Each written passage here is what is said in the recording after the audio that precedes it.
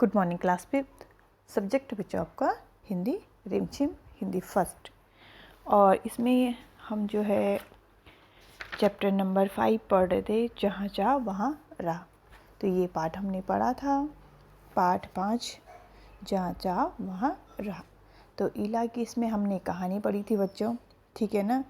और किस तरीके से उसने अपने जीवन में संघर्ष किया, उसके संघर्ष की यहाँ पे हमने कहानी पढ़ी। तो इसी तरीके से हमको भी ईला की तरह क्या करना चाहिए, अपने जीवन में संघर्ष करना चाहिए। किसी बात से हारना नहीं चाहिए, पीछे नहीं होना चाहिए, ठीक है ना। और कुछ हमने इसमें प्रश्न किए थे, और यहाँ पे देखिए आज अभ्यास प्रश्न हम लाए हैं। तो अभ्यास प्रश्न में हमारे जो हैं, यहाँ पे देखिए, तो इसमें पेज नंबर 44 है, पेज नंबर 44, इसको सभी बच्चे ओपन कर लीजिए। Page number 44। तो यहाँ पे देखिए, इन प्रश्नों को आपको खुद से करना है, मैं यहाँ पे आपको समझा दूँगी, ठीक है ना। सारे पाठ से संबंधित हमने जितना पढ़ा वही इसका आंसर वहीं मिल जाएगा आपको। ईला या ईला जैसी कोई लड़की यदि तुम्हारी कक्षा में दाखिला लेती है तो तुम्हारे मन में कौन कौन से प्रश्न उठते हैं। अगर तुम्हारी क्लास में, ठीक है ना, कक्षा पंचम में आप हैं, तो आपकी कक्षा में एक ईला जैसी लड़की मतलब विकलांग, ठीक है ना, किसी प्रकार से असहाय लड़की आपकी कक्षा में आ जाती, तो आपके मन में क्या प्रश्न उठते हैं, ठीक है ना। तो आपके मन में कई तरीके से उसके लिए प्रश्न उठते होंगे कि किस तरीके से ईला कक्षा में काम करेगी, किस तरीके से बैठेगी, ठीक है ना। तो कई तरह के ऐसे सवाल तुम्हारे मन में आते हैं, तो इसको आपने खुद से करना है। अब यहाँ पे देखिए, इस लेख को पढ़ने के बाद तुम्हारे सोच में क्या बदलाव आए। जो आपने यहाँ पढ़ा, जहाँ चाह वहाँ राह, ठीक है, ये लेख था एक, ठीक है।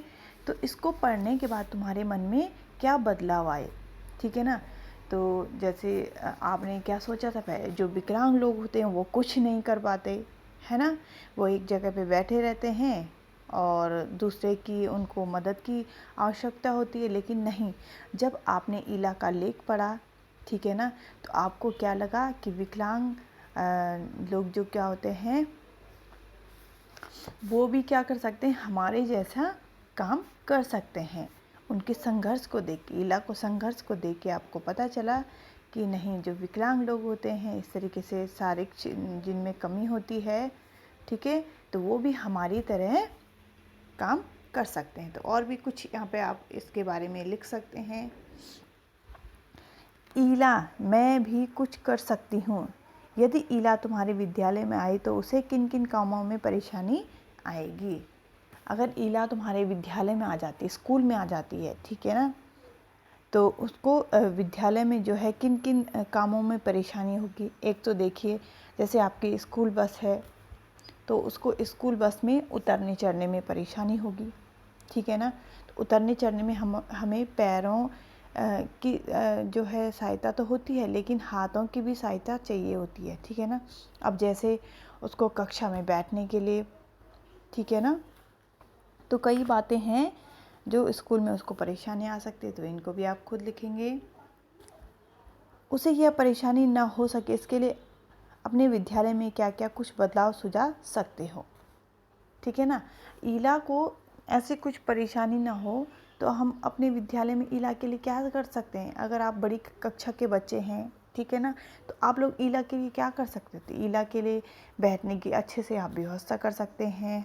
और जो है उसके लिखने को लेके उसको एक ऐसी जगह दी जाए जो जहाँ पे वो अपने पैरों की सहायता, क्योंकि वो हाथों से लिख नहीं पाती, ठीक है ना, तो जहाँ पे वो अपने पैरों की सहायता से उसे लिख सकते।